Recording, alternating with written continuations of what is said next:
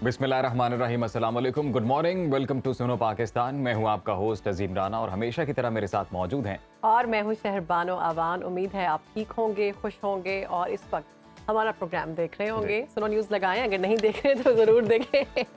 तो आज के प्रोग्राम का आगाज़ हम करते हैं हज़रत इमाम हुसैन अलैहिस्सलाम के इस कॉल से कि जुल्म के ख़िलाफ़ जितनी देर से उठोगे उतनी ही कुर्बानियाँ देनी पड़ेंगी।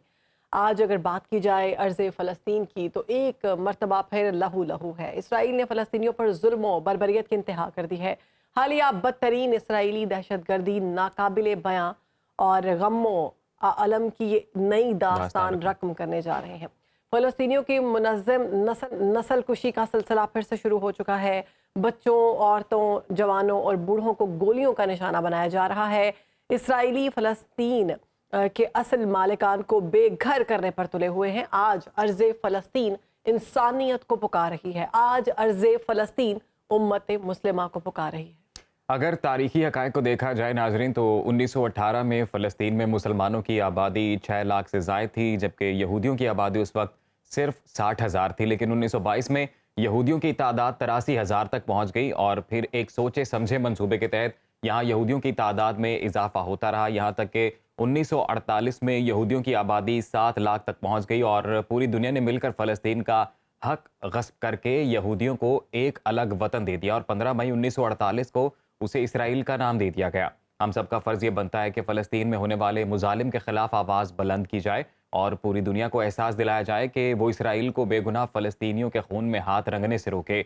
इसी हवाले से साहिर लुधियानवी की जानिब से एक शेर कहा गया था कि जी, ज़ुल्म फिर ज़ुल्म है, ज़ुल्म फिर ज़ुल्म है, बढ़ता है तो मिट जाता है, खून फिर खून है, टपकेगा तो जम जाएगा। जो सूरत हाल है, जो करंट सिचुएशन है, वो हम सबके सामने है कि किस तरह से निहत्थे फ़लस्तीनियों पर जो गोलाबारी, जो बमबारी की जा रही है और किस तरह से मासूम बच्चों का, औरतों का, बुज़ुर्गों का खून बहाया जा रहा है। इस पर आलमी बरादरी की जो खामोशी है वो समझ से बाहर है। सबको सवालिया चाहिए, निशान है। सवालिया निशान है। वहाँ के अगर आप वीडियोस भी देखते हैं तो वो वहाँ पे जो विक्टिम्स हैं, जो जिनके बच्चे शहीद हो चुके हैं, पूरा पूरा ख़ानदान शहीद हो चुका है, इवन उनके छोटे छोटे बच्चे कह रहे हैं कि वेयर इज़ उम्मत मुस्लिमा, उम्मत मुस्लिमा कहाँ पर है। उम्मत मुस्लिमा आवाज़ उठाए, उम्मत मुस्लिमा को कहें कि हमें उनकी सिंपैथी नहीं चाहिए, हमें उनका साथ चाहिए, हमें जी। एक्शन चाहिए। और साथ ही साथ ये 7 तारीख को ये सिलसिला शुरू हुआ था, जो अब तक नहीं थमा है और रोज़ाना की बुनियाद पर हम देख रहे हैं कि इसमें शिद्दत आती जा रही है। गज़ा स्ट्रिप, जो गज़ा का इलाका है, वो हुँ, इस वक्त एक इंसानी जेल में तब्दील हो चुका है, जहाँ हुँ। पर अस्पतालों पर बमबारी की जा रही है और सूरत हाल इंतहाई नाज़ुक है, इंतहाई कशीदा है वहाँ पर। तो हमें चाहिए कि जी, इस ये जो शिद्दत है और जो वहाँ पर दहशतगर्दी एक तरह से जो की जा रही है, उसके खिलाफ आवाज़ उठाएँ और खून से मुनज़्ज़म तरीके लथपथ से एहतजाज करें। बच्चे और बुजुर्ग, बूढ़े, ख़वातीन, उनकी तस्वीरें सामने आ रही हैं, उनकी वीडियो सामने आ रही हैं, जो दिल दहला देती हैं। और ये सब मनाज़िर देख के ऐसा लगता है कि ज़मीन क्यों नहीं लरज़ रही, आसमान जो है वो क्यों नहीं और शहरबानो, अगर इस पर जो ज़ुल्म की अगर हम इंतहा थोड़े कर दी गई। नंबर्स की बात करें, तो 3,000 से ज़ायद इस वक्त फ़लस्तीनियों की शहादतें हो चुकी हैं। हुँ, 13,000 से ज़ायद लगभग जो है वो इस वक़्त ज़ख्मी हैं और पानी और बंद कर दिया गया पानी बंद कर है, दिया गया है जी, अद्वियात बंद खुराक है, नहीं है और अस्पतालों में जो तिब्बी इमदाद का सामान है, वो नहीं है। अब छोटे-छोटे बच्चे कूज़े लेकर खड़े हैं टैप्स के सामने और टैप्स को खोल रहे हैं, लेकिन आगे से पानी नहीं निकल रहा है। इसी वजह से आज इमाम हुसैन अलैहिस्सलाम की जो कोट है वो सुनाई गई है, क्योंकि अगर सिचुएशन को रिलेट करें तो जुल्म और बर्बरियत कुछ उसी तरह से की जा रही है। इसी तमाम तर सूरत हाल पर बात करने के लिए हमारे साथ मौजूद हैं साबिक सिफारतकार, सीनियर तज्ज़ियाकार डॉक्टर जमील अहमद खान साहब। Thank you so much sir for joining us. मासूम थैंक यू फॉर फ़लस्तीनियों के हैविंग खून से होली खेली जा रही है और जो सब कुछ किया जा रहा है, ऐसे लग रहा है जैसे नाज़ी फ़ौज थी, उसको बिल्कुल फ़ॉलो किया जा रहा है, उसके नक्शे कदम पर चल रहे हैं इसराइली।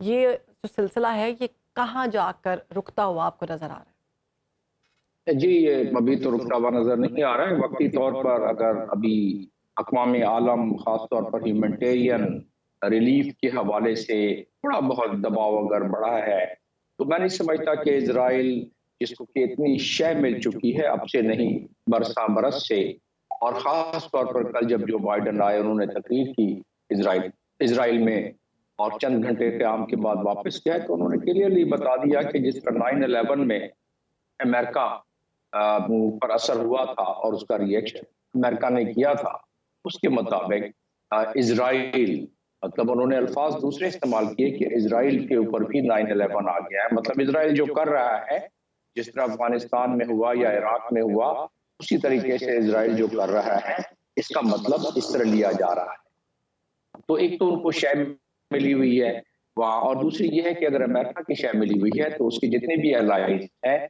उसकी ऑटोमेटिकली डायरेक्ट और इनडायरेक्ट शय मिल जाती है। और इसका बय्यन सबूत ये है कि अमेरिका ने तो अपने बैरी बेड़े भेज दिए, साथ साथ बरतानिया भी पीछे नहीं रहा, उसने भी अपनी बैरी बेड़ा चला दिया।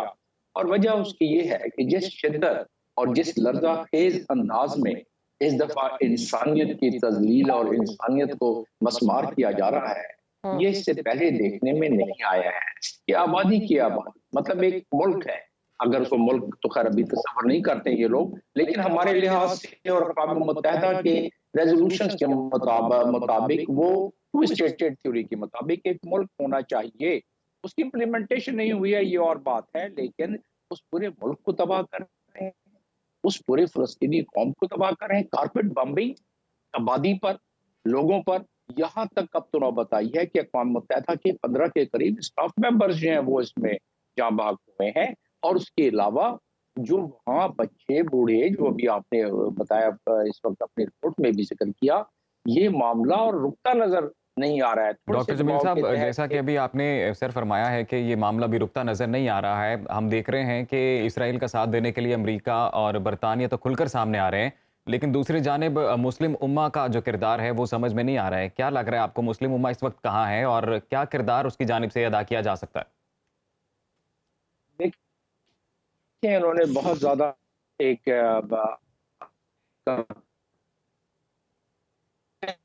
कमेटी की मीटिंग बुला ली है ओआईसी के आर्टिकल 12 के तहत। ओआईसी के चार्टर का आर्टिकल 12, वो उन्होंने एक जिसे कहा जाए सहमे हुए लर्जे हुए अंदाज में एक मीटिंग बुला ली और उसमें मजम्मत कर दिया और कहा कि फलस्तीन को जो है वो आज़ादी मिलनी चाहिए। ये तो अक़वाम मुत्तहिदा पहले कह चुकी है और उसकी सिक्योरिटी काउंसिल की रेजोल्यूशन पहले मौजूद है। और कहते हैं कि रिलीफ वर्क भी मिलना चाहिए और कहते हैं कि इसराइल को फायरबंदी करनी चाहिए। दरखास्त की है इसराइल से, दरखास्त करके सारे जो एग्जीक्यूटिव कमेटी के, देखिए होना क्या चाहिए था। इस्लामिक उम्मा के लिए ओआईसी का एक बहुत बड़ा काम है, 57 कंट्रीज इसमें हैं, तकरीबन 2 बिलियन के लगभग मुसलमानों से मुंसलिक ये इदारा है। ये इदारा जिसको ओआईसी कहते हैं, ये अक़वाम मुत्तहिदा के चार्टर के मुताबिक, इसके चैप्टर 8 के मुताबिक बनाया गया है। और बाकी भी इस तरह जितने भी रीजनल ऑर्गेनाइजेशन इस तरह बने हैं, तो जो ये रीजनल ऑर्गेनाइजेशन है, इसको ताकत अक़वाम मुत्तहिदा की भी होती है और ये बड़े दिए हुए कानून और इंटरनेशनल कानून के मुताबिक कर क्या सकते थे, ये करना नहीं चाहते। दरअसल कर क्या सकते थे कि आर्टिकल 9 में एक्स्ट्रा ऑर्डिनरी सेशन जो सरबराहान का होता है बुला सकते थे, ठीक है। इन्होंने ना वो बुलाया एक्स्ट्रा ऑर्डिनरी सेशन। फिर आर्टिकल 10 के तहत वज़राए खारजा का ओआईसी का सेशन बुलाते, न कि एग्जीक्यूटिव कमेटी का सेशन बुलाते। एग्जीक्यूटिव कमेटी उससे थोड़ी सी नीचे है और उसके मेंबर कम है, तो उस लिहाज से अगर उसमें वो बुला लेते सरबराहान की मीटिंग, तो उसपे जो रेजोल्यूशन पास होता तो क्या हो सकता था। देखिए, साउथ अफ्रीका ने भी अपने सफारत खाने को कहा कि उठाओ अपना बोरिया बिस्तरा, हम नहीं सफारती ताल्लुकात खत्म कर दिए। कुछ ना करते तो जो हमारे इकोनॉमिक टाइज हैं वो एक एक करके आहिस्ता आहिस्ता वो तो कम करना शुरू कर देते इजराइल के साथ। और इजराइल को कहते हैं कि देखिए, हम जो दिए हुए कानून और तरीकाकार हैं हम इस फोरम के तहत आपका बाइकआउट करते हैं। सर, ये तो ईरान की लीस्ट जानिब से यही अपील की गई है ना, ओआईसी की जो एग्जीक्यूटिव काउंसिल के इजलास में ईरान ने मुस्लिम मुल्कों से इसराइल पर पाबंदियों और तमाम इसराइली सफीरों को मुल्क बदर करने का जो है ये ऐलान किया और कहा है कि इसकी ये करें, तमाम इस्लामी मुल्क करें। और उन्होंने अब से ये सूरत हाल पे आपको लगता है कि ईरान की ये वाली अपील जो है इस पर कोई अमल किया जाएगा बाकी दीगर मुस्लिम उम्मा की जानिब से? देखिए, ये नहीं लगता, लेकिन क्यों नहीं लगता आपके नाजरीन जानना चाहेंगे। वो ये है कि मुस्लिम उम्मा और उनके हुक्मरान, ये दो मुख्तलिफ कैटेगरी हैं। हुक्मरानों का इंटरेस्ट मुस्लिम उम्मा के वो वेस्ट में है और जो उनके अवाम है उनके दिल धड़कते हैं मुसलमानों के साथ, फलस्तीनियों के साथ, कश्मीरियों के साथ। तो अवाम को कोई पूछता नहीं है। अथॉरिटेरियन रजीम है इन ज्यादातर ममालिक में, तो वो कंट्रोल्ड वे में है। लेकिन ये जो आतिश अगर फट पड़ा, ये अवाम खासतौर पे इनके जज्बात, देखें एक हद होती है, जो सेंटिमेंट्स हैं, चाहे वो इंसानी सेंटिमेंट्स हो या मजहबी सेंटिमेंट्स हो, ये सेंटिमेंट्स को दबाया नहीं जा सकता। आप देखें क्या हुआ अमेरिका में, एक शख्स जो कि जाहिर है मजहब इस्लाम से ताल्लुक नहीं रखता था, उसने 7 साल बच्चे को चाकू से मार मार के हलाक कर दिया कि भाई फलस्तीन में जो है उन्होंने हमास ने इजराइल के लोगों को मारा है। तो इसकी रेडिकलाइजेशन वैल्यू को देखें आप, फिर ये हुक्मरान रोक नहीं सकेंगे, फिर तशद्दुद बढ़ेगा, रेडिकलाइजेशन बढ़ेगी, इसका इदराक नहीं हो रहा है। अगर अहमद जमील साहब, अफगानिस्तान अभी वार हम सर जब रीजनल ऑर्गेनाइजेशंस या यूनाइटेड नेशंस का इवन जिक्र करते हैं तो माजरत के साथ सर टूथलेस बॉडी लग रही है फिलहाल जो सिचुएशन है, क्योंकि इनका किरदार भी आपके सामने ही है। दूसरी जानिब हम ये देख रहे हैं कि इंसानी बहरान शिद्दत इख्तियार कर गए, गजा में वहाँ पे खुराक नहीं है और इजिप्ट का जो बॉर्डर है वो बंद है मुसलसल कई रोज़ से। लेकिन अमरीकी सदर की जानिब से जब ये ऑर्डर दिया गया तो 10 ट्रक जो खुराक के हैं वो अब इजिप्ट की जानिब से तैयार हैं बॉर्डर क्रॉस करने के लिए। तो ये तो सर अमेरिका के ऑर्डर्स माने जा रहे हैं। जो ऑर्गेनाइजेशन है जिनका काम है अमन बहाल रखना, वो तो सर कोई किरदार उनका नजर नहीं आ रहा। लेकिन ये ऑर्गेनाइजेशंस के बारे में शायद जानना चाहें आपके नाज़रीन। ऑर्गेनाइजेशन ये इस चीज़ पर मुनहसर है, ये इनके मेंबर्स पे मुनहसर है, और ज़्यादातर जो इम्प्लीमेंटिंग अथॉरिटी है, जिसकी की ताकत है, वो है सिक्योरिटी काउंसिल। और सिक्योरिटी काउंसिल में जब वीटो हो जाए, जैसे परसों भी वीटो हो गया, तो उस वीटो के बाद कुछ नहीं हो सकता। अब जैसे मिसाल के तौर पर इन्हीं ममालिक ने, अमेरिका उसमें शामिल है, उसने रेजोल्यूशन नंबर 242 पास किया था 1967 में कि सारी फौजें जो सारे इलाके, मकबूजा इलाके इजराइल खाली करे। आज तक खाली नहीं हुआ। और उसी मकबूजा इलाके के अलावा अब तो हद ये है कि गाजा में इस ऑपरेशन से इस बात का खदशा, बल्कि बहुत सीरियस खदशा शामिल हो रहा है कि गाजा में कारपेट बम्पिंग करके उनको उधर से इनखला करवा के, जो कि तकरीबन 6 लाख लोग इनखला कर चुके हैं, बाकी कहते हैं हम इधर ही मौत को गले लगाएंगे, तो वो इनखला करके काबिज हो जाए उस पर, जिस तरह बाकी इलाकों पर काबिज हो गए। मुझे तो आगे ये मंजरनामा, अगर हमारे 57 ममालिक ने इस पर एहतजाज न किया ये कानून के मुताबिक, तो उसमें फिर ये बात वहां तक पहुंच जाएगी। और एक दफा इजराइल ने उसको इवैक्यूएट क्यों करवाया, उसकी एक बीच में खामख्याली ये है, या उसके जहन में इजराइल की ये है कि वो इस पर भी काबिज हो जाएगा, गजा पर, गजा नॉर्थ गजा पर खासतौर पर, क्योंकि वेस्ट बैंक तो है ही उसके कब्जे में। तो उस लिहाज से ये बड़े मजमूम इरादे हैं। और ये ग्रेटर इजराइल जो कि 1897 में जिसकी बुनियाद रखी गई थी, और बाद में अपने अब्राहम अकॉर्ड वगैरह, ये आहिस्ता आहिस्ता ये मामला उस तरफ जा रहा है। और ये इत्तेफाक तो नहीं है। और मैंने आपको बता दिया चंद लम्हे पहले कि अगर मुस्लिम ममालिक में ये सकत नहीं है, मान लिया कि सकत नहीं है, और मैंने वजह बता दी। सर अगर सकत की बात करें तो ईरान में इतनी सकत नहीं है, लेकिन ईरान खुल के बात कर रहा है और कह रहा है कि अगर गजा पर बमबारी खत्म ना की गई तो मुदाखलत करेंगे। बाकी मुल्क तो ईरान से ज्यादा सकत रखते हैं। इसीलिए तो ईरान की अगली बारी है ना। और अगर यही रहा और तो सर फिर इस तरह तो मामला आलमी जंग की जानिब बढ़ जाएगा।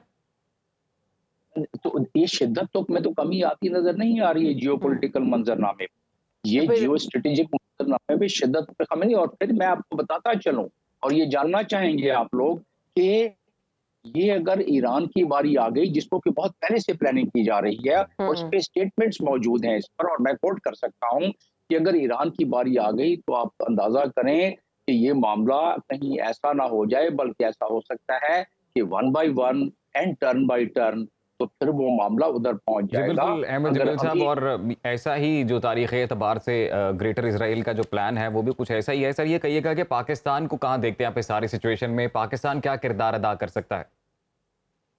देखिए, इस वक्त जो पाकिस्तान की सूरत हाल है, मखदूश मईशत है, आप में जो सकत हो उसके मुताबिक आप आवाज उठा सकते हैं ना।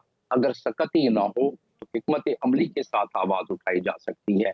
तो जो इस वक्त हिकमत अमली पाकिस्तान और पाकिस्तान के खारजा अमूर से वाबस्ता हमारे वजीर खारजा और बाकी लोग जो हैं, वो बस उसी दबे दबे अल्फाज में मजम्मत कर ली उन्होंने, और मजम्मत के साथ साथ कुछ थोड़ी सी उन्होंने बातें मजीद कर ली, लेकिन उससे ज्यादा और इनके बस में कुछ नजर नहीं आ रहा है। क्योंकि उससे ज्यादा की सकत और उससे ज्यादा की ये मखदूश हालात और मखदूश मईशत की जो सूरत हाल है, और जो इस वक्त जियो पोलिटिकल मंजरनामा है, पाकिस्तान को चाहिए और अहले वतन को चाहिए कि ये एक इरादा कर लें कि पाकिस्तान को मजबूत बनाएं अंदरूनी तौर पर, जी, बिल्कुल ताकि आपने दुरुस्त फरमाया पाकिस्तान डॉक्टर साहब कि हमें इरादा करना चाहिए कि हम अपने मुल्क को मजबूत बनाएं। बहुत शुक्रिया डॉक्टर जमील अहमद खान साहब, आपने सुनो को वक्त दिया और इसराइल फ़लस्तीन की जो मौजूदा सूरत हाल है उस पर तफसीली गुफ्तगू की गई। और हम ये नहीं कहते कि मुस्लिम उम्मा जो है वो मिलकर जंग करे या जंग में हिस्सा आगे डाले या जंग बढ़ाए।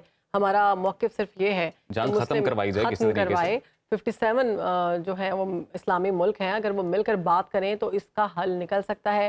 वो मिलकर बात करें तो ये बेहतरी हो सकती है। और सर की बातों से और जो दीगर हम चीज़ें देख रहे हैं उससे यही तासुर सामने आ रहा है कि अगर ये मामला आज एस्केलेट कर गया, कोई आलमी जंग की जानिब चला गया तो फिर तो सबके हाथ से बाहर हो जाएगी सबके सूरत हाथ हाल। से बाहर हो जाएगी। तो जी अभी हम यहाँ पर शामिल करेंगे एक ब्रेक के बाद वापस आएंगे। आप कहीं मत जाइएगा, देखते रहिए। सुनो पाकिस्तान।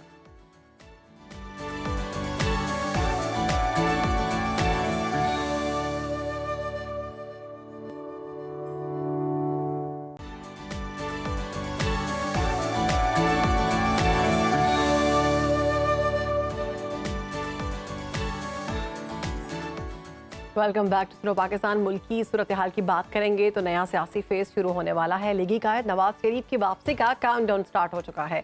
उनकी खुद साख्ता जलावतनी खत्म होने में सिर्फ 3 दिन बाकी रह गए हैं। नून लीग की जानिब से इस्तकबाल की तैयारियां की गई हैं। लीगी कायद की वापसी से पहले हिफाजती जमानत के लिए इस्लामाबाद हाई कोर्ट में दरख्वास्त भी दायर कर दी गई है। आज इस पर अहम समाअत भी हो रही है। दूसरी जानिब इलेक्शन से पहले मौलाना फजलुर रहमान भी सियासी गुंजाइश का फार्मूला दे रहे हैं। वो कहते हैं कि सियासी जमातें एक दूसरे के लिए गुंजाइश पैदा करें। जमहूरियत की मजबूती के लिए सियासी गुंजाइश के फार्मूले के साथ आगे बढ़ना होगा। उधर निगरान हुकूमत की जानिब से इंतखाबात के लिए सियासी माहौल साजगार बनाने की कोशिशें भी की जा रही हैं। तमाम तर सूरत हाल पर बात कर लेते हैं। हमारे साथ सीनियर तज्जियाकार रसूल बख्श रईस साहब मौजूद हैं। रसूल बख्श साहब, बहुत शुक्रिया आपके वक्त का। सर, नवाज शरीफ वापस आ रहे हैं और खुद साख्ता जलावतनी अब उनकी ख़त्म हो रही है। 3 दिन में वो गालिबन पाकिस्तान होंगे। ये कहिएगा कि उनकी वापसी के बाद सियासी मंजरनामा किस तरह से तब्दील होता नज़र आता है और वो लीडिंग कैंडिडेट हैं मुस्लिम लीग नून के, तो क्या माजी से आपको लगता है इस बार कुछ मुख्तलिफ नवाज शरीफ नज़र आएंगे? कुछ सबक सीखा होगा उन्होंने, मामला तब्दील होते नज़र आएंगे? मेरा नहीं ख्याल है कि उन्होंने माजी से कोई सबक सीखा है या सीख सकते हैं। वो सलाहियत ही उनमें नहीं है। अगर ऐसी होती तो 3 दफ़ा ना निकाले जाते। और आखिरी दफ़ा जो निकले हैं वो तो करप्शन की बुनियाद पे निकले हैं और करप्शन के कई केसेस उनके ख़िलाफ़ हैं।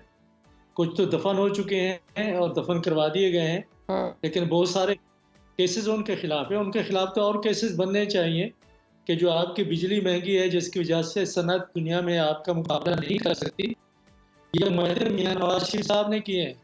और वो बताएं कि आखिर वो मुआहदे किस बुनियाद पे उन्होंने किए थे कि जिसकी वजह से आप और मैं ये जो बिजली के इतना बड़े हम बिल दे रहे हैं और सनत हमारा बिल्कुल तबाहाल हो चुकी है, वो उसको ज़िम्मेदार हैं। तो ये वापस आ रहे हैं तो ज़ाहिर है वहाँ से शुरू करेंगे जिस तरह उनकी। लेकिन सर, सारा मलबा तो हम डाल रहे हैं पिछली हुकूमत पे। और अगर बात की जाए पीपल्स पार्टी की, तो पीपल्स पार्टी की जानिब से नवाज शरीफ की वापसी को सियासी बैकडोर और डील का नाम दिया जा रहा है। क्या समझते हैं आप, वाकई कोई डील हुई है? दूसरा, अगर नून लीगी उनकी बात की जाए अरकान की, तो उनकी जानिब से ये कहा गया है कि नवाज शरीफ जो हैं वो खुशहाली लेकर आ रहे हैं। तो मईशत में बेहतरी कैसी होगी? ऐसे मईशत बेहतर होगी उनकी वापसी से? ये तो अवाम की और आपकी मर्जी है कि आप मुगालतू में रहना चाहते हैं और इस किस्म की बातों में आते रहेंगे, या आप आज़ादी हासिल करके अलहदा से आप सोच सकते हैं कि अब बिजली से आप शुरू करें ना, जिसकी वजह से पाकिस्तान के अंदर महंगाई है। आपकी सनत में आप किसी दुकान पे चले जाएं, आपको पाकिस्तान की बनी हुई कोई चीज़ मिलती नहीं है। पूछते हैं कि क्यों नहीं बनती, वो कहते हैं कि जी बिजली इतना महंगी है, हम कैसे बनाएं, चीन से ले आते हैं, वो सस्ती पड़ती है। उसकी वजह से आप दरामदात करते हैं, बरामदात नहीं कर सकते। आपका पैसा रुपया जो है वो उसकी कदर कीमत कम हो जाती है। फिर इसके बाद महंगाई बढ़ती है मुल्क के अंदर। ये सिलसिले जिम्मेदार आखिर कौन है? खुशहाली ऐसे नहीं आती, खुशहाली किसी ने अपनी जेब में नहीं डाली हुई, वो देखी जाती है कि आपकी मनसूबाबंदी क्या है। तो आपने इनके मुस्तकबिल की पॉलिसी को देखना है तो माजी की पॉलिसियाँ देख लें कि पिछले 16 महीनों में हुकूमत नवाज शरीफ की थी, किसकी थी? जी वही वहां से बैठ के चला रहे, इसको मशीर बना दो। और आज भी जो निगरान हुकूमत है उसमें किसके लोग बैठे हुए हैं? नवाज शरीफ के लोग बैठे हुए हैं। और आपने पूछा कि क्या ये डील हुई है? डील के बगैर ना बाहर गए थे, ना डील के बगैर पाकिस्तान में वापस आ रहे हैं। वो जो मेडिकल रिपोर्ट्स थी वो बनवाई गई थी उस तरह से कि ताकि इनको यहाँ से निकाला जा सके। कभी देखा है दुनिया में बिला इम्तियाज के किसी को सजा मिली हो अदालत उज़्मा से जी और उसको जमानत उसकी लेके मुल्क से बाहर भेज दिया गया हो और उनके आने से पहले जमानतों का इंतजाम किया जा रहा हो? ये तो फिर इंसाफ का निज़ाम जो है वो सिर्फ गरीब आदमी के लिए रह गया है कि उसको पकड़ रसूल के बख्श आप रईस अंदर कर साहब, दें। वैसे जब नवाज शरीफ साहब बाहर गए थे तब तो पीटीआई की हुकूमत थी और उनकी तबीयत खराब थी, पूरा मेडिकल बोर्ड बना था, उनकी रिपोर्ट दिखाई गई थी, उसके बाद इजाजत दी गई थी। जी जी बिल्कुल, मैं समझता हूँ कि बिल्कुल बोर्ड बना था और बोर्ड में जो लोग थे और जो जिसने रिपोर्टें बनाई थी उसके बारे में अब सब कुछ दुनिया के जी सामने है। उसके बारे में आप मजीद क्या बात करना चाहते हैं? जिसकी भी हुकूमत हो, बहरहाल जिसने करवाया था उसके बारे में हमें सबको मालूम है। जी जरूरत नहीं है कि हम टेलीविजन के रसूल ऊपर बख्श बात साहब, करें। इस्तकबाल की तैयारियां की जा रही हैं, किस चीज़ का इस्तकबाल हो रहा है ये समझ नहीं आ रही। और पहले 1 to 5 दिए जा रहे थे कि अगर आप वेलकम करने आएंगे नवाज शरीफ को तो आपको 1 to 5 मोटरसाइकिल मिलेंगे। अब ये कहा जा रहा है कि जो नवाज शरीफ को वेलकम करने आएगा वो सीधा जन्नत में जाएगा। तो इस पर क्या कहेंगे? दूसरा, मौलाना फजलुर रहमान साहब इलेक्शन के बारे में कहते हैं गुंजाइश निकालें, गुंजाइश का फार्मूला पेश कर रहे हैं। कहते हैं सियासी जमातें एक दूसरे के लिए गुंजाइश पैदा करें। कौन सी गुंजाइश चाहते हैं वो? देखिए, ये जो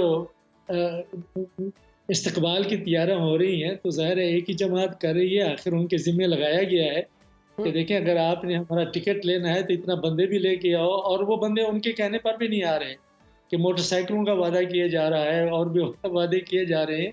यार ये इतना आम नहीं है। आम बात वो है जो मौलाना साहब ने की है, लेकिन मौलाना साहब से ये भी ज़रूर पूछना चाहिए कि क्या उसमें आप पीटीआई और इमरान खान को भी शामिल करते हैं या आप ये जो जमातों ने एक दूसरे को रास्ता देना है उसका दायरा कार सिर्फ पीपल्स पार्टी और मुस्लिम लीग नून तक महदूद है। तो अगर आपने सबसे बड़ी जमात जो मुल्क की है उसको आपने मुल्क की सियासत से निकाल कर बाहर फेंकना है और उनके जो रहनुमा हैं उनको जेलों के अंदर, उनकी औरतों को जो रहनुमा हैं उनको बंद रखना है, तो आप किस किस्म की जमहूरियत चाहते हैं? कौन दुनिया में मानेगा? तो बात यह है कि सबको जी बिल्कुल। रसूल बख्श रईस साहब, वैसे मौलाना फजलुर रहमान का इस हवाले से एक बयान भी गर्दिश कर रहा था जिसमें वो कह रहे थे कि लेवल प्लेइंग फील्ड होना चाहिए। ऐसे अच्छा नहीं लगता कि आपका जो ऑपोजिट है, जो आपका कंपेटिटर है, उसके हाथ बंधे हों, आपके हाथ खुले हों। उन्होंने तो मेरे ख्याल से एक इशारा दिया था कि लेवल प्लेइंग फील्ड हो तमाम सियासी जमातों के लिए। आपने सर वक्त निकाला, सुनो पाकिस्तान को वक्त दिया, बहुत शुक्रिया। और जो ओवरऑल पॉलिटिकल सिचुएशन है बिल शरीफ की वतन वापसी से मुतल्लिक, उस पर अपना तज्जिया पेश किया। अब देखना ये होगा कि नवाज शरीफ वतन वापस आते भी हैं या नहीं 21 को, और इंतज़ार कर रहे हैं सब लोग। इस्तकबाल की भी तैयारियां जो हैं वो अरूज पर पहुंच अरूज चुकी पर हैं, पहुंच जन्नत के टिकट्स भी दिए जा रहे हैं। तो अभी वक्त ब्रेक का, ब्रेक के बाद हाजिर होंगे। आपने कहीं जाना नहीं, देखते रहिए सुनो पाकिस्तान। सुनो पाकिस्तान।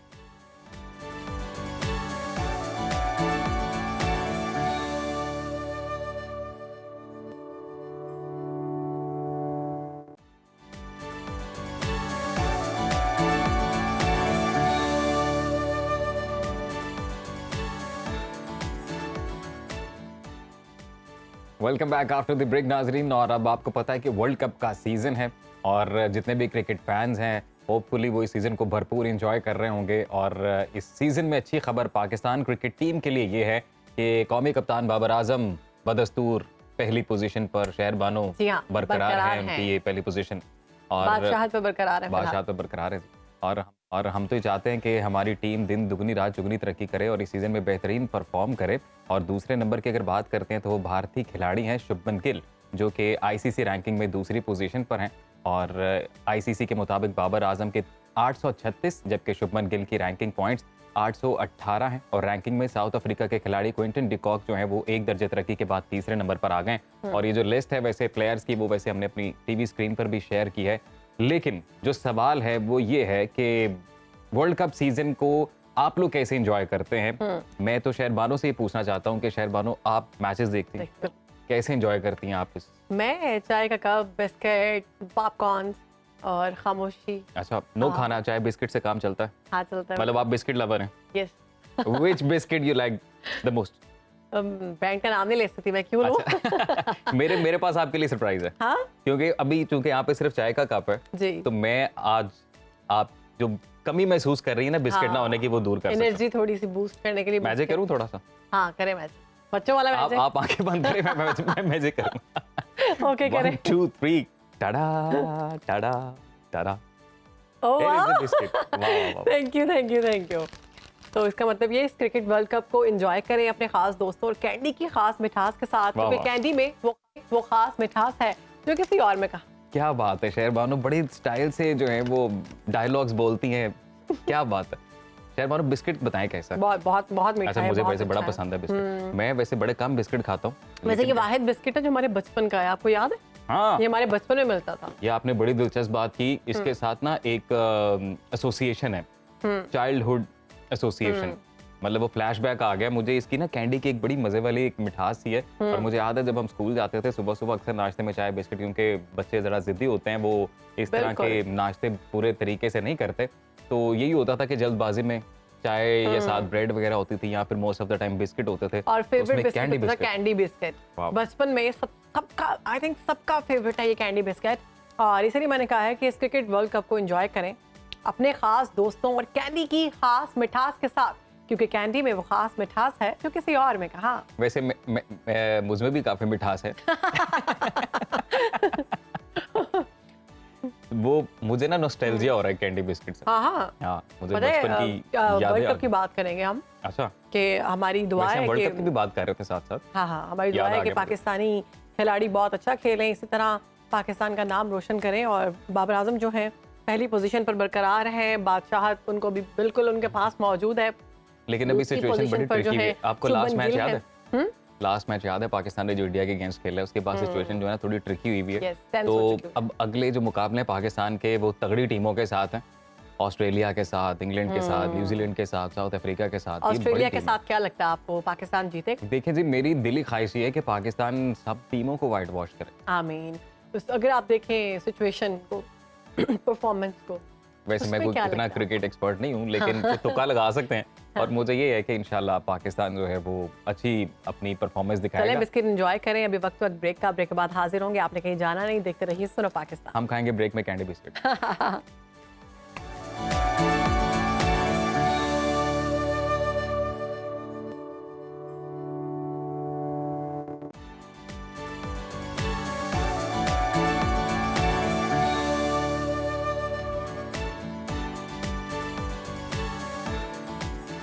खुशामदीद। अब हम बात करेंगे अपनी लाजवाल गायकी से शोबिस की दुनिया में मुनफरद पहचान रखने वाली गुलकारा जुबैदा खानम की आज 10वीं बरसी है। तो जी, जुबैदा खानम साहिबा की बरसी के मौके पर एक छोटा सा ट्रिब्यूट, एक छोटी सी काविश सुनो पाकिस्तान की जानिब से। और अब हम आगे बढ़ते हैं। सैर व सयाहत की बात करें तो स्कर्दू में वाक़ है तारीख़ी खरपूचू फोर्ट, जो कि खूबसूरती में अपनी मिसाल आप है। गिलगित बल्तिस्तान के किले और महलात यहाँ के राजाओं की सियासी, समाजी, मुआशरती और सकाफती ज़िंदगी का मुरक्का थे। ये किले दिफाई नुक्ता निगाह से ऊंचे पहाड़ की चोटियों पर बनाए जाते रहे, जो मजबूत तामीर का मुस्तहकम नमूना थे और इनको आसानी से फतह नहीं किया जा सकता था। स्कर्दू में वाक़ किला खरपूचू भी उन्हीं में से एक है। ये किला अपनी खूबसूरती में अपनी मिसाल आप है, जो शहर के ऐन वस्त में दरियाए सिंध के किनारे वाक़ है। संगलाख चट्टान पर यह किला बनाया गया है और तारीख़ी किले को मकपून ख़ानदान के नामवर राजा बूखा मकपून ने 1490 से 1515 ईस्वी के दौरान तामीर करवाया था। उसी राजा ने स्कर्दू शहर भी आबाद किया था और यूं किला खरपूचू और स्कर्दू शहर हम असर हैं। शुरू में इस किले को खरपूचे कहा जाता था और धीरे धीरे कसरत इस्तेमाल से ये खरपूचों में बदल गया। खरपूचों का सदर दरवाज़ा संगे सत्तागो कहलाता था। कदीम रिवायात के मुताबिक इस दरवाजे पर शेर की तस्वीर कंदा थी। जब दरवाज़ा बंद होता तो ये शहर बहुत हैबतनाक दिखाई देता था। ये दरवाज़ा बहुत मजबूत था और यहाँ हिफाजत की खातिर खा इंतजामात भी मौजूद थे। मकामी रिवायात के मुताबिक खरपूचों तक आने का बाकायदा कोई रास्ता मौजूद नहीं था। ज़ेरे ज़मीन सुरंगों के जरिए किले तक आमदरफ्त होती थी। किले की जो अभी लेटेस्ट सूरत हाल है वो भी दिखाई जा रही है स्क्रीन पर, और उसका इतना ख्याल नहीं रखा गया। हमारे यहाँ थोड़ा ये भी मसला है कि हम अपने विरसों को और सकाफत के इस तरह के जो किले हैं उनको इस तरह से नहीं संभाल पा रहे, उनका ख्याल नहीं रख पा रहे। तो बड़ा वैसे सकाफती इन्हें सा ये इन्हें रिवाइव करना चाहिए इनकी असल हालत में, ताकि जो टूरिज्म है वो मजीद बढ़े और लोग जाकर उसकी असल हालत में जिस तरह से वो दिखाई देता था उस तरह से अगर ये आज भी हो तो काफ़ी इंजॉय करेंगे। अली शेर खान आंचन नाम के जो बादशाह थे वो यहाँ पर गए थे गिलगित चित्राल मुहिम पर, तो उस मुद्दत में उनकी जो है वो मुगल मलिका गुल खातून ने खरपूचों तक रसाई के लिए रास्ता बनवाया था और अपनी रिहाइश के लिए खरपूचों के दामन में दरिया सिंध के किनारे मलिका ने एक खूबसूरत महल भी तामीर किया। मकामी लोगों ने मलिका के नाम पर इसे मेंदू खर यानी फूल महल का नाम दिया गया। वाह वाह वाह वाह। वैसे और संगे मरमर से इस्तेमाल किया गया था इसके अंदर और उससे संगमरमर के पत्थर लगाए गए थे। हाँ, उससे खूबसूरती बनाई गई थी, उसके करीने इस्तेमाल किए गए थे। देखने वाले जो हैं वो हैरत में मुब्तला हो जाते हैं, कितना खूबसूरत, इतना बारीकी से काम किया गया। हम लोग भी अपनी टीवी स्क्रीन पर दिखा रहे हैं, बड़े खूबसूरत लग रहे हैं और यहाँ जाना चाहिए। आप गई हैं हुंजा? हुंजा तो गई हूँ लेकिन खरपूचो नहीं गई, तो नेक्स्ट टाइम आपने खरपूचो जाना है इंशाल्लाह। और वहाँ जाकर आपने फोटोज बनानी है अच्छी। अच्छा, एक और चीज़ है, अगर आप किसी भी महल में जाते हैं, किसी भी तरह के बादशाही उनके जो घर हैं वहाँ पर जाते हैं, तो एक अजीब सी आपको वहाँ पर वाकई हैबत महसूस होती है। ऐसा है आपके साथ? हाँ जी, मुझे तो वो एक क्या कहते हैं नॉस्टैल्जिया इस तरह से होता है कि आपने अक्सर मूवीज में या वैसे कुछ चीजें विजुअलाइज की होती हैं कि यार तारीखी एतबार से है ना, इस तरह से किले होते थे, इस तरह से महल होते, तो ये भी अगर होता तो ये इस तरह से होता। मैं तो अक्सर जाके सोचती हूँ कि अब मैं यहाँ पर रानी होती तो यहाँ पे सारे लोग फिर और आपके नाम पे भी एक तामीर करवाया जाता, कोई बाग, कोई तस्वीरें और रील्स इस तरह से बनाती हूँ कि जैसे वो मेरा ही महल है और मैं ही उसमें वॉक कर रही हूँ। मेरे ख्याल से इस बात पे ब्रेक ले लेनी चाहिए। ब्रेक ले लेनी चाहिए जी, बहुत जरूरी है ब्रेक। आपने कहीं नहीं जाना, हम वापस आएंगे ब्रेक के बाद। देखते रहिए सुनो पाकिस्तान।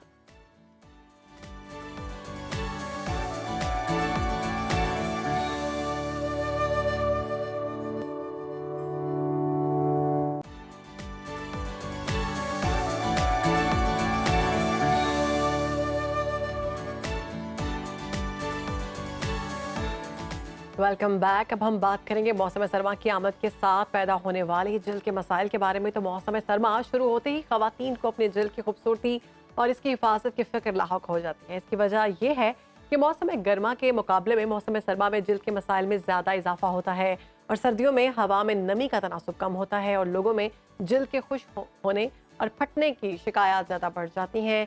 इस वक्त हमारे साथ मौजूद है माहिर अमराज जल्द associate professor doctor Durr Shahwar. Welcome to सुनो पाकिस्तान। कैसे हैं आप? अस्सलाम वालेकुम जी। First of all thanks for inviting me on your show. Secondly आपने बहुत अच्छा टॉपिक चूज़ किया है because we are heading towards this winter and this is the right time to change our skin care routine. जी Durr Shahwar, actually यही पूछना चाह रहे थे आपसे कि सबसे पहले ये जानना चाह रहे थे कि इसकी बुनियादी वजह क्या है कि जब मौसम सर्द होना शुरू होता है तो जल्द खुश्क होना शुरू हो जाती है।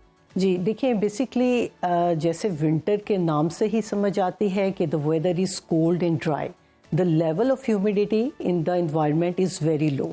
अब होता क्या है कि जैसे ही खुश्की आती है एनवायरनमेंट में, उसका इफ़ेक्ट हमारी स्किन पे आता है। हमारी स्किन ड्राई होती है, फ्लेकी होती है और ना सिर्फ ये स्किन पे इफ़ेक्ट हो रहा होता है, हमारे बालों पे, लिप्स पे, हर जगह पे इसका इफ़ेक्ट आ रहा होता है। अच्छा, अब एक तो एनवायरनमेंट की तरफ से ह्यूमिडिटी कम आ गई जो बॉडी का मॉइस्चर कम कर रहा है। सेकेंडली हम खुद कुछ ऐसे काम कर रहे होते हैं जिससे हम फर्दर अपनी स्किन का मॉइस्चर लूज़ कर रहे होते हैं। लाइक हम जैसे आजकल अभी कुछ टाइम के बाद ही हर घर में हीटिंग सिस्टम चलने शुरू हो जाएंगे। तो हीटिंग सिस्टम में अनफॉर्चुनेटली पाकिस्तान में हमारे ह्यूमिडिफायर्स का कोई ट्रेंड नहीं है। उससे क्या होता है कि जो स्किन का मॉइस्चर होता है वो फर्दर कम होता चला जाता है। फिर ये है कि हम हॉट शावर्स लेते हैं एंड द हॉट शावर्स, उसमें जो हमारा गर्म पानी होता है that is stripping the oil out of the skin. Third चीज़ आ जाती है कि हम सन में बैठ रहे हैं, वो फर्दर स्किन को ड्राई कर रहे हैं और ना सिर्फ वो ड्राई करता है, हमारे स्किन पे छाइयाँ आनी शुरू हो जाती हैं। तो ये सारी चीज़ें हैं जिसकी वजह से स्किन जो होती है वो बहुत ज़्यादा ड्राई हो जाती है, फ्लेकी हो जाती है। सेकेंडली जब ज़्यादा सर्दी आती है तो जो हमारी सुपरफिशियल ब्लड वेसल्स हैं वो श्रिंक कर जाती हैं। उनके श्रिंक होने से हमारा जो एक नेचुरल ग्लो होता है वो भी कम होना शुरू हो जाता है। तो डॉक्टर साहब, जल्द की हिफाजत के लिए हमें क्या करना होगा? क्योंकि मौसम जो है वो स्टार्ट हो चुका है, अक्टूबर से लेकर नवंबर, दिसंबर फिर ठंड ही है। तो इसमें हमें कौन सी ऐसी चीज़ें हैं जो पहले से कर लेनी चाहिए ताकि हमारी स्किन उस हद तक ना जाए? रैशेज हो जाते हैं, स्किन उतरना शुरू हो जाती है, बहुत ज़्यादा ड्राई हो जाता है आपका फेस, नेक, आपकी इवन पूरी बॉडी, आपके हाथ पाँव बहुत अजीब से हो जाते हैं, इनका कंप्लेक्शन की बात की जाए वो ख़राब हो जाती है। तो ऐसी कौन सी चीज़ें हैं जो हम कर सकते हैं? बिल्कुल। देखिए जी, स्किन केयर रूटीन हमेशा स्टार्ट होती है with the face wash. Like हम जब समर में पेशेंट्स आ रहे होते हैं तो हम उनको वो फेस वॉशेस दे रहे होते हैं जिनमें सैलिसिलिक एसिड और वो चीज़ें होती हैं जो टुवर्ड्स ड्राइनेस लेके जा रही हैं। अब हमने हर वो चीज़ स्टार्ट कर लेनी है which is moisturising. Our face wash should be moisturising. उसके बाद जो सबसे इम्पॉर्टेंट चीज़ है, we have to moisturise our skin. But again इसमें हमारी स्किन टाइप बहुत इंपॉर्टेंट है। लाइक अगर एक एक्नी प्रोन पेशेंट आया है जिसकी स्किन में एक्नी की बहुत ज़्यादा टेंडेंसी है या स्किन पे एक्नी है, उसको हम मॉइस्चराइज करने को कहेंगे, लेकिन उनका मॉइस्चराइज़र जो है वो वाटर बेस्ड होगा। समटाइम्स ये कॉन्सेप्ट लिया जाता है कि जिसकी एक्नी है उसने मॉइस्चराइज ही नहीं करना, तो ये बहुत रॉन्ग कॉन्सेप्ट है। We have to moisturise our skin to avoid all the effects of winter like dryness, flakiness. इन सब चीज़ों को हमने अवॉइड करने के लिए स्किन को मॉइस्चराइज करना है। एक ड्राई स्किन वाला जो पेशेंट आएगा उसमें हम लिपिड बेस्ड मॉइस्चराइजर्स देते हैं। लिपिड बेस्ड मॉइस्चराइजर्स क्या करेंगे आपकी स्किन के अंदर जो बहुत ज़्यादा ड्राइनेस है उसको सेटल करेंगे, एक लिपिड की लेयर बन जाती है हमारी स्किन में, वो स्किन को ड्राई नहीं होने देती। मेनली जो मॉइस्चराइजर्स में हम लोग ह्यूमेक्टेंट्स बोलते हैं, उसमें ग्लिसरीन आ जाएगा, हाइड्रोनिक एसिड आ जाएगा। ये चीज़ें जिस मॉइस्चराइजर में ऐड हुई होती हैं वो बहुत अच्छा एक अच्छा, सर्दियों में हम वैसलीन के साथ हाइलोनिक एसिड यूज कर सकते हैं? Yes, why not, but again according to your skin type. आपने बेसिकली ये देखना है कि आपकी स्किन टाइप कैसी है। अभी तो हाइलोनिक एसिड के ना सिर्फ क्रीम्स हैं, मार्केट में बहुत अच्छे सीरम्स आए हुए हैं, तो वी कैन यूज, और दोनों का इफेक्ट बहुत अच्छा और है। विटामिन सी सीरम इसके बाद हमारा जो बहुत यस, विटामिन ई सीरम भी यूज हो सकता है। अच्छा, इन सब चीज़ों के साथ जो एक चीज़ बहुत इंपॉर्टेंट है, लोग समझते हैं कि अब जी सर्दी है, सर्दी में सन इतना स्ट्रॉन्ग नहीं है, there is no need of sun block. तो this concept is again wrong. Sun block हमने, चाहे सर्दी है चाहे गर्मी है, we have sun block. The reason is we can not block the rays. तो रेज को अवॉइड करने के लिए सन ब्लॉक। सेकेंडली, धूप में हर बंदे को धूप अच्छी लग रही होती है सर्दी में, और हर कोई बाहर बैठता है, तो सन ब्लॉक बहुत ज़रूरी है, लेकिन अगेन वो भी according to your skin type. Doctor साहिबा, ये कहिएगा कि स्किन केयर अब ख़वातीन के साथ साथ मर्दों के लिए भी उतना ही ज़रूरी है, और मर्द हजरात ज़्यादातर वो हजरात के जो मोटर बाइक्स का इस्तेमाल ज़्यादातर करते हैं, जिनका सन एक्सपोजर ज़्यादा है, आउटडोर थोड़ा ज़्यादा रहते हैं, तो वो अपनी स्किन का ख्याल किस तरह से रख सकते हैं?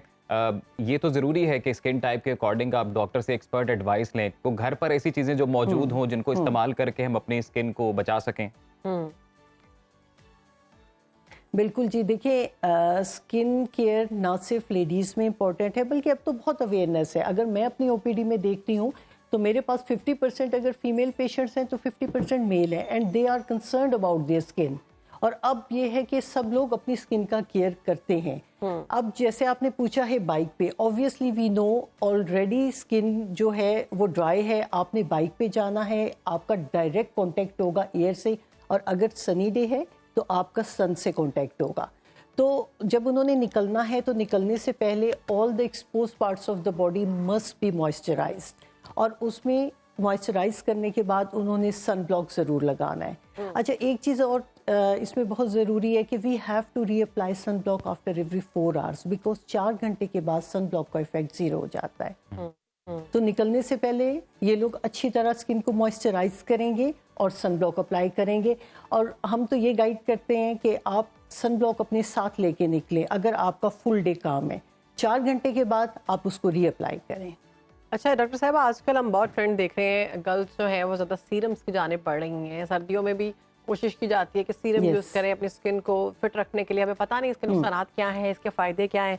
BHA यूज़ किया जा रहा है, AHA यूज़ किया जा रहा है, तो क्या ये ठीक है? देखिए, एक चीज़ मैं हमेशा अपने पेशेंट्स को कहती हूँ कि everything is not for every patient. Exactly. ये सब चीज़ें बिल्कुल ठीक हैं। मैं ये नहीं कहूँगी कि अगर एक अच्छे ब्रांड का प्रोडक्ट है जिसके अंदर अनफॉर्चुनेटली जो आजकल ट्रेंड बना हुआ है कि स्टीरॉयड और मर्करी होता है, अगर वो they are free of steroid and mercury तो वो ठीक है। बट बात ये है कि किसके लिए क्या चीज़ सूटेबल है। अभी आजकल जो एक मैं इशू बहुत देख रही हूँ अपने OPDs में कि यंग बच्चियाँ और यंग बच्चे जो हैं वो फेसबुक और उस पे देखते हैं, इंस्टा पे नए नए सीरम्स देखेंगे and they start applying everything. उससे क्या होता है कि it leads to the blockage of the pores, उनके पोर्ट ब्लॉक हो जाते हैं और पोर्ट ब्लॉक होने से वो फिर एक्ने की तरफ चला जाता है। स्किन बहुत बारीक हो जाती है। Serums are very good.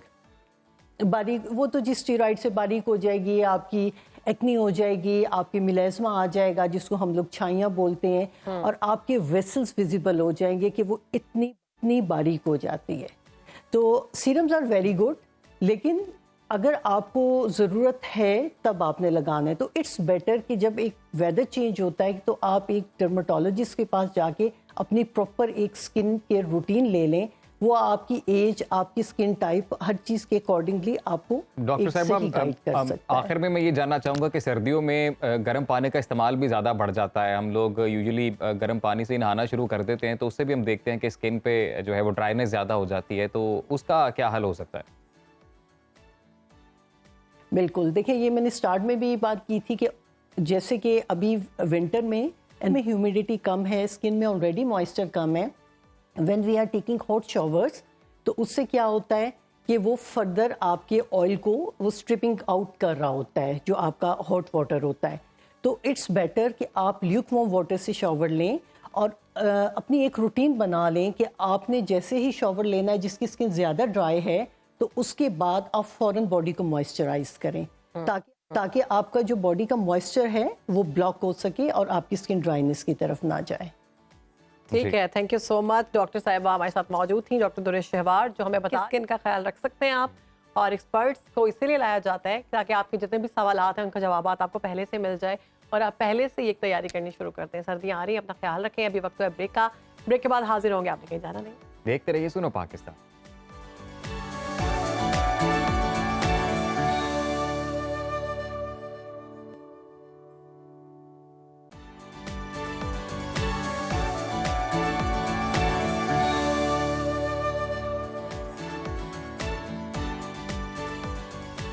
Welcome back after the break जी। अब हम चलते हैं टेक्नोलॉजी की दुनिया में। देखा जाए तो आज का इंसान अपने इल्म और हुनर और नित नई इजादात की बदौलत कहां से कहां पहुंच गया है। दुनिया में ऐसी ऐसी इजादात सामने आ रही हैं जिनको देखकर इंसानी अकल दंग रह जाती है। साइंस और टेक्नोलॉजी की इस दौड़ में पाकिस्तान भी किसी से पीछे नहीं है। हाल ही में पाकिस्तानी नौजवानों ने टेक की दुनिया में एक ऐसा कारनामा अंजाम दिया है जिसकी जितनी भी तारीफ की जाए कम है। Pakistan naval engineering college Karachi के तालिब इल्मों ने मार्क 1 नामी एक ऐसा रोबोट बनाया है जो ना सिर्फ इंसान की तरह काम करने की सलाहियत रखता है बल्कि इसमें बोलने समझने की सलाहियत भी मौजूद है। और इस वक्त हमारे साथ मौजूद हैं ये अजीम कारनामा अंजाम देने वाले president of NUST robotics and AI Hasan Ali और mechanical department head NUST Sufyan Naeem. Welcome to सुनो पाकिस्तान। कैसे हैं आप हसन अली और Sufyan Naeem? Thank you so much. आप लोग कैसे हैं? Thank you for having us. अच्छा, रिपोर्ट बनाने का जो ख्याल कहाँ से आया? इसमें कितने लोगों ने मेहनत की और इसको बनाने में कितना अर्सा लगा? इसमें हम लोगों ने हमारी 25 लोगों की टीम थी, हम लोगों ने मिलके 5 मेहनत की। इसका आइडिया बेसिकली हमें ये आया था कि हम लोग को ऐसी चीज बनानी थी जो कि पाकिस्तान के अंदर पहले नहीं थी। इसलिए हमारा रोबोट ये पाकिस्तान के अंदर इससे पहले नहीं हुई, तो हमने कहा इसलिए कि ये एज एन अचीवमेंट पाकिस्तान के लिए। मार्क 1 क्या है? ये किस तरह काम करता है? इसमें कौन सी टेक्नोलॉजी इस्तेमाल की गई है और रिपोर्ट जो है ये कौन कौन से स्पेसिफिक काम कर सकता है? वेल, ये जो प्रोजेक्ट है यूजर्स के इसकी जो सबसे ज्यादा इंटरेस्टिंग बात है वो ये है कि इस कंप्लीटली 3D प्रिंटेड इसका जैसे आपको नजर आ रहा है पूरा जो पिक्चर है सारा एबीएस से 3D प्रिंटेड है। इसके काम करने के तरीके ये है कि अमेरिकन की कंपनी है एनवीडिया के नाम से। एनवीडिया कंपनी के अपनी यूजर से सिंगल बोर्ड कंप्यूटर लाता है, वो कंप्यूटर के अंदर लगा और जिसकी वजह से ये एआई को काम करता होता है। सो यूजर से ये बहुत सारी चीजें कर सकता है कि it can rectify face recognition कर सकता है बहुत अच्छी, ये आपसे बात कर सकता है। इसको जो पूरा चैटबॉट का मॉड्यूल है वो सॉफ्टवेयर हमने खुद बनाया है, तो it can talk to you and it understands your needs है। इसकी बेसिकली बहुत सारी एप्लीकेशन है। हमने जो इसका सॉफ्टवेयर इलेक्ट्रिकल स्ट्रक्चर पूरा जस्ट मैकेनिकल डिवाइस में डिप्लॉय किया है, कोई जेनेरिक मॉडल है, लेकिन otherwise you can deploy your dream model. अच्छा हसन एंड सुफियान, मैं आपसे ये जानना चाहता हूँ कि हमें ये पता चला है कि ये सोचने समझने की भी सलाहियत रखता है। Is it true? इसे कॉन्शियस भी दिया गया इस रोबोट को? इस रोबोट को एज सच आप कह सकते हैं कि हम लोगों ने इसमें काफी ज्यादा इसको ट्रेन किया है, काफी डिफरेंट सवालों पर इसको ट्रेन किया है। तो कुछ सवालों का ऐसा है कि ये काफी साइकोलॉजिकल इस टाइप के जवाब देता है, बट ये है कि प्योर कॉन्शियसनेस ऑफ कोर्स इसके अंदर नहीं है, बट ये है कि थोड़ी बहुत आप अच्छा, हम लोग देख भी सकते हैं कि आपके पीछे ये रोबोट पड़ा हुआ है, तो एक तो ये बताइएगा कि इसका नाम आपने क्या सोच के रखा, किसने सजेस्ट किया, और इन फ्यूचर आप किस चीज़ पे काम कर रहे हैं? ये रोबोट मार्केट में आएगा, किस तरह से हेल्प आउट करेगा, आईटी में ये क्या कारनामा सर अंजाम देगा, थोड़ा हमारे नाज़रीन को ये भी बताइएगा। बिल्कुल। अच्छा, इस रोबोट का नाम जो है, नाम इसका मार्क 1 है। इसका नाम दरअसल मैंने रखा था क्योंकि मार्क 1 जो है, मार्क 1 बेसिकली एक्शन। इसकी जो से आउटस्टैंडिंग क्वालिटीज है, मार्क 1 उनको डिस्क्राइब करता है। आई थिंक टेक्निकल इशू की वजह से प्लेयर आपको सुन नहीं पा रहे, तो बहुत शुक्रिया आप दोनों का कि आपने सुनो पाकिस्तान को वक्त दिया और आपने तैयार किया है। उम्मीद करते हैं कि ये पाकिस्तान के काम आए, पाकिस्तान के बच्चों के काम आए। अभी यहाँ पर शामिल करेंगे ब्रेक जी, आप कहीं मत जाइएगा, वापस आएंगे ब्रेक के बाद। देखते रहिए सुनो पाकिस्तान।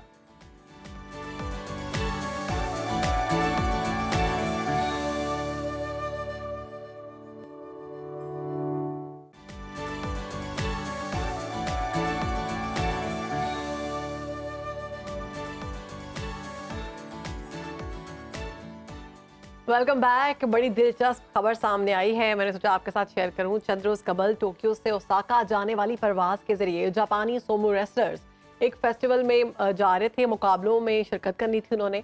और जापानी फ़ज़ाई कंपनी को जब जहाज़ में सोमो रेसलर्स की मौजूदगी का इल्म हुआ तो आखिरी वक्त पर उन रेसलर्स के लिए खसूसी परवाज का इंतज़ाम करना पड़ा, क्योंकि कंपनी को ये खदशा था कि ज़्यादा वजन होने के बायस तैयारा परवाज नहीं भर पाएगा। इन सोमो रेसलर्स में से हर एक का औसत वजन जो बताया गया तकरीबन 265 पाउंड था। एयरलाइन को इस बात पर तशवीश हुई कि 2 बोइंग तैयारे 737 और 800 जिनमें से हर एक में 165 मुसाफिरों के बैठने की गुंजाइश होती है, मजमूई तौर पर 27 रेसलर्स का वजन बर्दाश्त करने से कासिर थे। इन परवाज़ों को टोक्यो से ओसाका के एक बड़े जजीरे अमामी ओशिमा पर जाना था, जहां बड़े तैयारों को उतरने में मुश्किलात का सामना होता था। छोटा तैयारा जो है ये इतना भारी भरकम बर्दाश्त नहीं कर सकता था वजन, और कहते हैं कि छोटे तैयारे जो हैं वो इन 27 सोमो रेसलर्स के वजन को बर्दाश्त करने से कासिर थे, जिस वजह से जापान एयरलाइन ने इन रेसलर्स के लिए इजाफी परवाज का इंतज़ाम किया। और फ़ज़ाई कंपनी के एक तर्जुमान ने बताया कि ऐसा कभी नहीं होता कि हमें वजन की हद के बायस खसूसी परवाजों का इंतजाम करना हमने भी शायद बानो पहली दफा ही सुना कि वेट ज्यादा होने की वजह से मुसाफिरों को ड्रॉप कर दिया गया जहाज से, ऑफलोड कर दिया गया। और उनके लिए लेकिन अच्छी बात है कि देखिए वो कितने जिम्मेदार हैं। उन्होंने कहा कि अगर इन्होंने बुकिंग करवाई है, इनकी जो टिकट है वो बुक है, इन्होंने जाना है मुकाबलों के लिए, तो एक बाकायदा तौर पर एक और छोटा तैयारा मंगवाया गया, उसमें उनको बिठाया गया। बाकी मुसाफिर हैं उनको रिस्क पे नहीं डाल सकते, क्योंकि 265 पाउंड का एक बंदा है जो कि लगभग 120 किलो का बनता है, और अगर 27 लोग हों तो 3500 किलो के 27 बंदे ही अगर आप सिर्फ जहाज में बिठाएंगे तो फिर ऑब्वियसली रिस्क तो है वहाँ पे। ओह गॉड, इसलिए तो कहते हैं वो एयर होस्टेस बड़ी पतली पतली होती हैं। वो कहते हैं इनका तो वजन इंक्लूड ना हो, बाकी लोग तो बिल्कुल हवा की तरह होंगे। और उन्होंने कहा है कि भाई आप जो हैं आप सारे एक में नहीं जा सकते, इसके लिए फिर दोबारा एक तैयारों को मतलब 27 जो रेसलर्स थे उनको 2 तैयारों में बिठाया गया। उसके बाद फिर परवाज भरी गई, और वो भी मेरे ख्याल से दुआएं कर रहे होंगे कि अब ये परवाजें भी खैरियत से पहुंच जाएं। और अब हम वैसे रेसलर्स के बारे में तो आपको बताया, इंटरेस्टिंग स्टोरी थी, थोड़ी सी इन्फॉर्मेटिव स्टोरी भी आप तक पहुंचाते हैं, और वो ये है कि महीने में एक बार चार्ज होने वाली बैटरी है। और इसके बाद आपको ये बताते हैं कि स्मार्टफोन सार्फिन को बार बार अब चार्जिंग की झंझट से छुटकारा मिल जाएगा, क्योंकि कैम्ब्रिज यूनिवर्सिटी के साइंसदान एक ऐसी माइक्रोचिप पर काम कर रहे हैं जो डिवाइसेस में इतने मौसर अंदाज में चल सकेगी कि फ़ोन को महीने में सिर्फ एक बार ही चार्ज करने की ज़रूरत होगी। और माइक्रोचिप पर काम करने वाला जो स्टार्टअप है वायरे, वो इन दर्जनों स्टार्टअप्स में से एक है जिनको बरतानवी हुकूमत की जानिब से पुष्ट पनाही हासिल है। और वायरे की जो माइक्रोचिप है जो स्मार्टफोन्स की बैटरी के दौरानिए को बेहतर कर सकती है, ये कहा जा रहा है जी। और कैम्ब्रिज यूनिवर्सिटी के रियाजी के मुहक्किकीन का ये ख्याल है कि ये सिलिकॉन चिप प्रोसेसर के ऐसे डिज़ाइन पर मबनी है जिसको चलने के लिए तकरीबन 0 तवानाई की ज़रूरत होगी, और इसका मतलब ये है कि बेहतर बैटरी की कम ज़रूरत होगी। दूसरी जानिब जो इंपीरियल कॉलेज लंदन के मुहक्किकीन हैं, उनकी स्टार्टअप मिंट न्यूरो की बनाई गई चिप मौजूदा डिवाइसेस से 100 गुना ज़्यादा छोटी है, ऐसी डिवाइसेस क़ुव्वत समात से महरूम अफराद आने वाली डिवाइस और नशे के मर्ज में मुब्तला अफराद की मदद के लिए लगाए जाने वाले स्टिमुलेटर जैसी डिवाइस के तौर पर तवील अरसे से इस्तेमाल की जा रही है। तो मेरे ख्याल से ये भी एक चीज़ रेवोल्यूशनाइज हो रही है कि अब Very आपको nice. फ़ोन में एक बार मोबाइल चार्ज करेंगे और और वो आप चलता लंबा रहेगा। इस्तेमाल करेंगे उसको। तो आए दिन हम देख रहे हैं कि इंफॉर्मेशन टेक्नोलॉजी, AI जिस बढ़ती तरह से जा आगे रही है। बढ़ती जा रही है उस और तरह इसमें से इसमें जैसे पहले बात करें, इसमें फायदा भी है, नुकसान भी है। तो ये जो चीज़ है बड़ी ये फायदेमंद तो है फायदेमंद है कि आपने अगर कहीं जाना है, बिजली की बचत, बैटरी की बचत, हाँ, आपको वक्त की टेंशन नहीं बचत। होती कि मैं अपना मोबाइल चार्ज करूं, मैं वहां पर जाऊं, या फिर मेरे फोन पुराना हो चुका है, चेंज करना पड़ेगा, बैटरी भी चेंज करवाएंगे तो इतनी देर नहीं चलेगा। और अब ये भी नहीं कहना पड़ेगा बार बार लोगों में सी टाइप है, आईफोन चार्जर है किसी के पास। और मेरे ख्याल से अब हमारी बैटरी भी लो होने वाली है। आज के का लिए प्रोग्राम इजाजत दीजिए, कल आपसे होगी इंशाल्लाह इसी टाइम पे मुलाकात। अपना और अपने प्यारों का ख्याल रखिए, देखते रहिए। सुनो पाकिस्तान। अल्लाह हाफिज। Bye bye.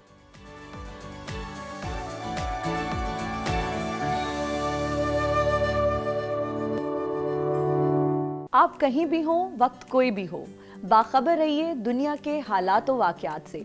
अभी सब्सक्राइब कीजिए सुनो न्यूज़ के YouTube चैनल को और क्लिक करें बेल आइकन को, ताकि आप हमेशा बाखबर रह सकें।